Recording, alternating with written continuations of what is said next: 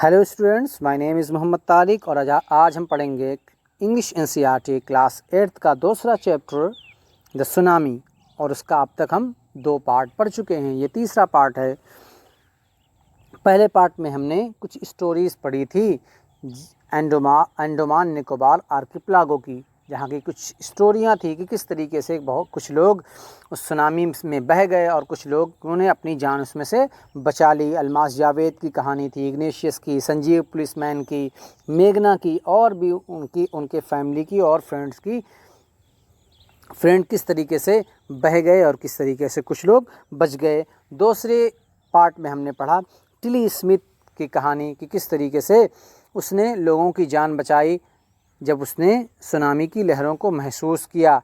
क्यों? क्योंकि उसने इंग्लैंड में थाईलैंड आने से पहले 2 हफ्ते पहले उसने एक ज्योग्राफी का लेसन पढ़ा था, जिसमें उसके टीचर ने सुनामी के बारे में उन्हें कुछ वीडियोस दिखलाई थी, जिससे वो समझ गई और फिर उसी की याद से उसने बहुत से लोगों की जान बचाई। अब ये तीसरा पार्ट है जिसमें हम देखते हैं कि क्या है।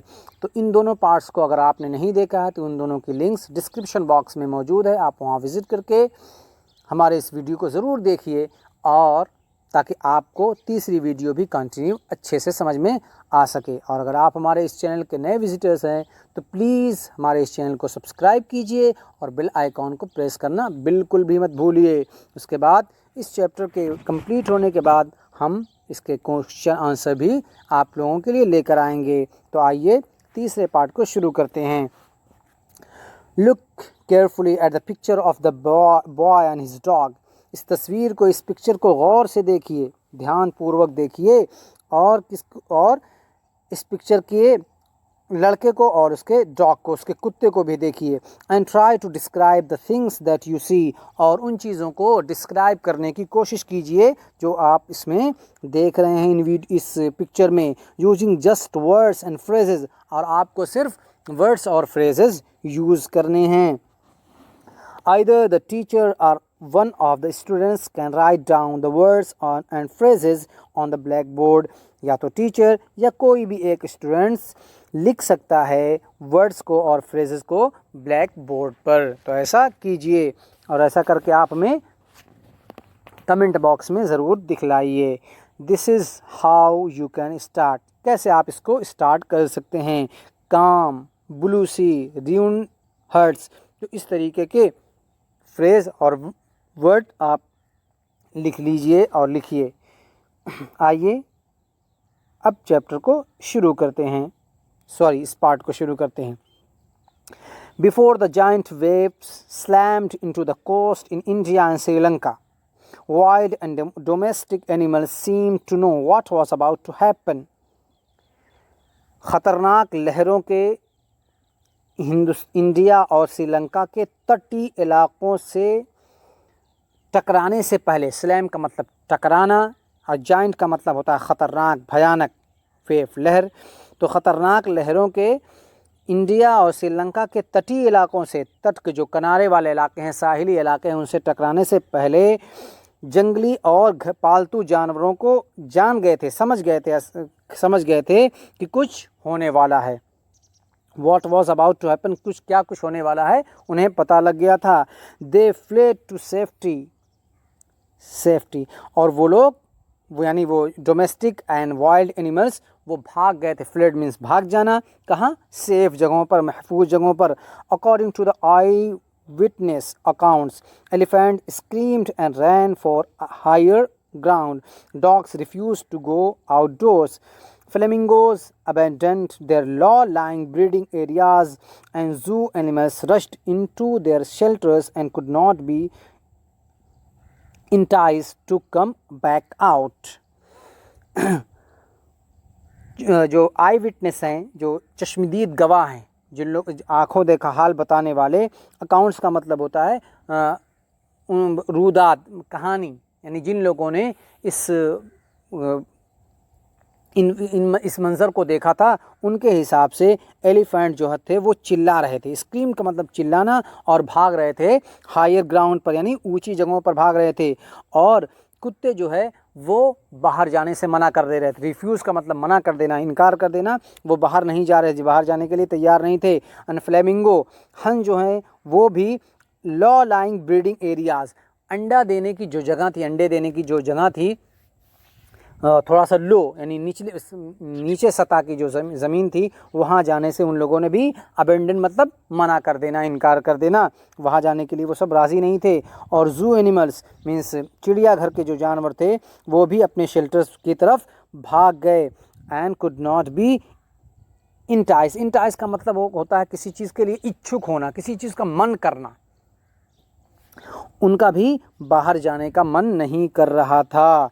Many people believe that animals possess a sixth sense and know when the earth is going to shake. बहुत से लोगों का ये बिलीव है, उनका ये मानना है, उनका ये विश्वास है कि जो एनिमल्स होते हैं, जानवर होते हैं, उनके अंदर सिक्स सेंस होता है। वो सिक्स सेंस को लिए हुए होते हैं और वो ज़मीन की जो हरकत होती है उसको वो जानते हैं और समझते हैं। Some experts believe that animals more acute hearing helps them to hear और फील द अर्थ वाइब्रेशन। बहुत से एक्सपर्ट जो हैं वो उनका विश्वास है, उनका मानना है कि जानवर ये उनकी जो हियरिंग पावर होती है वो थोड़ी सी तीव्र होती है, बहुत ज़्यादा तेज़ होती है, जो उनकी मदद करती है किसमें, उनको ज़मीन के अंदर अर्थ के वाइब्रेशन को, ज़मीन के वाइब्रेशन को, उसकी हरकत को फील करने में और सुनने में उनकी मदद करती है। क्या? एक्यूट हियरिंग जानवरों की। They can sense an approaching disaster long before humans realise what's going on. वो महसूस कर लेते हैं, समझ लेते हैं अप्रोचिंग डिज़ास्टर, आने वाले तबाही को और आने वाली बर्बादी को और आने वाले आपदा को वो समझ लेते हैं इंसानों से के रियलाइज़ करने से पहले। इंसान अभी तक ये रियलाइज़ करे कि क्या कुछ होने वाला है उससे पहले ही जानवर सब कुछ समझ लेते हैं। उनका जो सेंस होता है वो पावर बहुत मजबूत होता है, बहुत तेज़ होता है, और उनकी हेयरिंग जो होती है वो एक्यूट होती है, बहुत तेज़ होती है।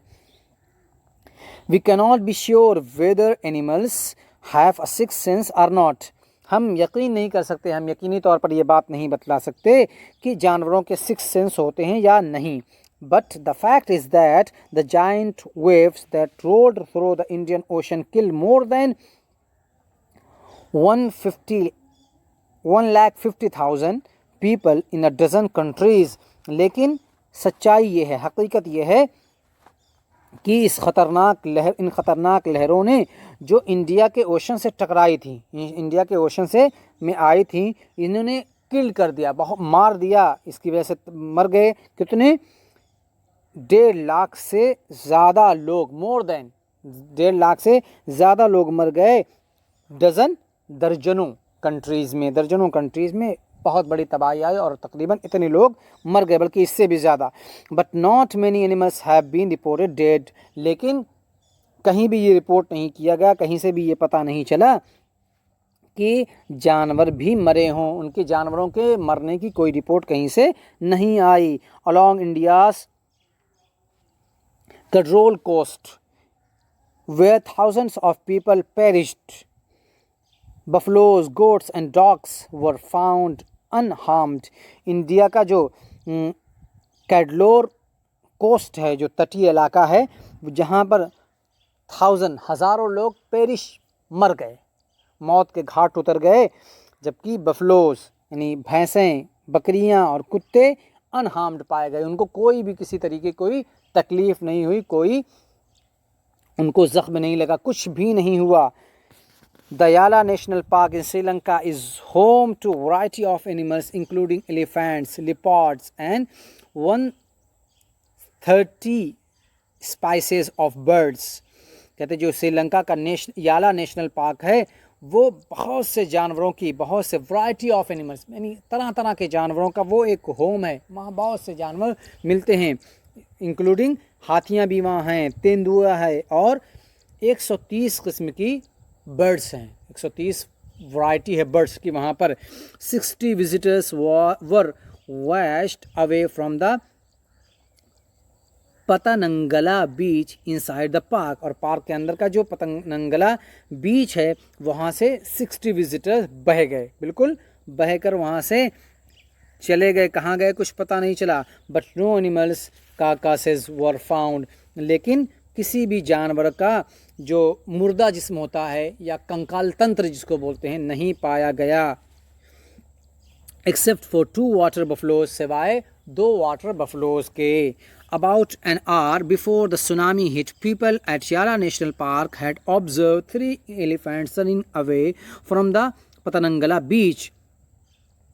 तकरीबन एक घंटे पहले सुनामी के टकराने से नेशनल याला पार्क के लोग समझ गए थे और ने देख लिया था, ऑब्जर्व कर लिया था, देखा था क्या 3 जानवरों को, 3 एलिफेंट्स को जो इस पतनंगला बीच से भाग रहे थे। A Sri Lankan gentleman who lives on the coast near Galle said his 2 dogs would not go for their daily run on the beach. एक श्रीलंकन जेंटलमैन, एक श्रीलंका का आदमी है जो ये बतला रहा था, जो उसी कोस्ट एरिया के तटीय इलाके पर रहता था गाले के। उसने बतलाया कि उसके जो 2 कुत्ते थे, हिज 2 डॉग्स, वो मना कर रहे थे अपने डेली वुड नॉट गो, नहीं जा रहे थे अपने रोज़ आना के बीच पर जो वॉक करते थे, बीच पर जो दौड़ते थे, वहाँ जाने से उन लोगों ने मना कर दिए थे। वो जाने के लिए बिल्कुल तैयार नहीं थे। They are usually excited to go on this outing, he said, जबकि उसने बतलाया कि वो आम तौर पर आम दिनों में वो बिल्कुल एक्साइटेड रहते थे बाहर जाने के लिए। But on that day they refused to go and most probably saved his life. लेकिन उस दिन उन लोगों ने जाने से मना कर दिया और शायद यही वजह थी कि उससे उनकी जान बच गई। उनका बाहर ना जाना ही उनके जान के बचने का ज़रिया बन गया और सबब बन गया। तो स्टूडेंट्स, ये चैप्टर जो है वो कंप्लीट हुआ यहाँ। आई होप कि आपको ये वीडियो पसंद आई होगी। तो कमेंट बॉक्स में हमें कमेंट करके ज़रूर बतलाइए और हमारे इस चैनल को सब्सक्राइब कीजिए ताकि हमारे हर वीडियोस की नोटिफिकेशन आपको एग्जैक्ट टाइम पर मिल जाया करे। तो मिलते हैं नेक्स्ट वीडियो के साथ। Till then take care and have fun.